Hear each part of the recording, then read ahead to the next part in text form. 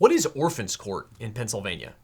Orphans Court is a separate division of the Court of Common Pleas, which is the main trial court in your county where you live in Pennsylvania.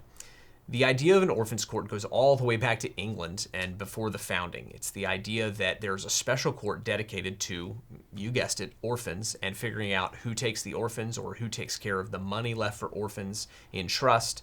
The orphans courts had broad powers and they had their own special practice. So in other words, if you or somebody you knew passed away, the children who were left behind, the widows in certain circumstances would actually have people come to court to make sure their affairs were taken care of, to oversee that estate for them, and sometimes to decide who would take those orphans if it wasn't clear from a will. They would also probate wills and deal with all of their directions after death.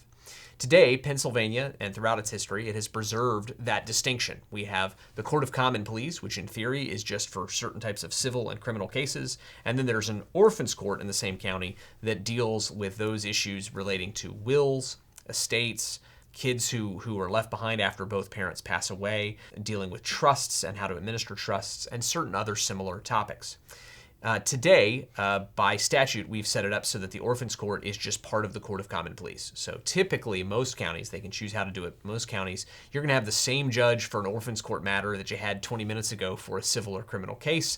Sometimes the judge will focus just on one of those, but in many counties, you'll see judges rotating in and out of doing Orphans Court.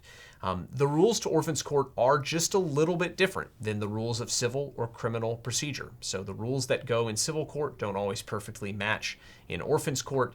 It's not considered anymore really a jurisdictional problem. It's just an issue of what the rules are and whether you're following the right forms in that court. Sometimes there are distinctions that abide in that practice area. If you've got an issue and you want to deal with something regarding an estate or a trust, it's important to talk to a lawyer about the distinctions in Orphans Court, how it's different, and what questions you may have.